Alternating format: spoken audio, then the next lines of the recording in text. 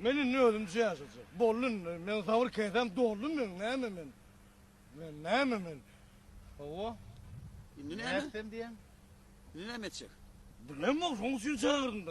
Bu maslahat berin de vallahi näle vallahi. Men gidip bir täze düşündirip geleyim. Aşağıda otur. Ha. Hoca durdu ağamın doğulan gününe geldiğinizde yani bir öz yürek yemeğe var. Aydağım hoca durdu. Hocam. Canım sağ olsun ne? Tuğlama iyilişinle avrayalıyam.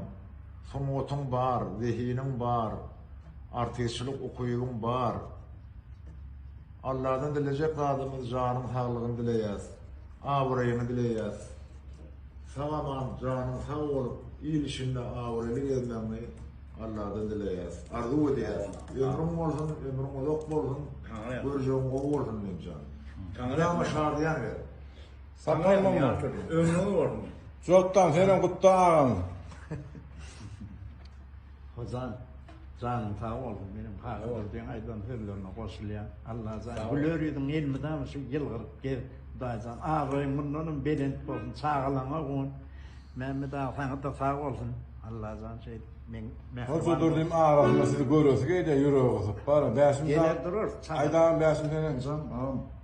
Ömrüm yok olsun. Göreceğim o. Halifeler ne diyen oldu, menem hoşlayan şonlar.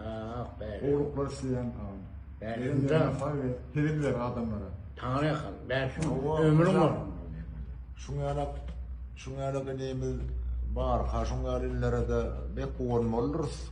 Eneğim can senem, son o dişkarlarının kadrini biliyem, ölümün can koyar oğlun. Şunyanak hormasıyla Allah'dan aysın. Sebebi iyile köpçülüğü gerek adamlar da ana çocuğuma, hocam adamlar iyile gerek adamlar şol.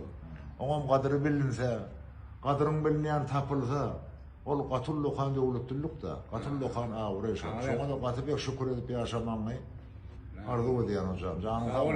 Bu yaliyetler, siz yaliyetlere benim can temin olsun. Canım sağ olun, görüşüm olsun.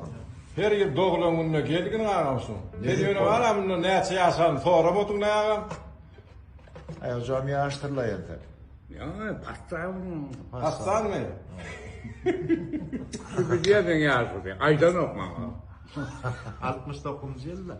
69 mu? O beynim 59 ki. Yürü öz 69.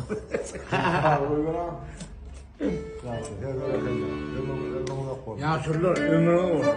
Sağlayayım da bize.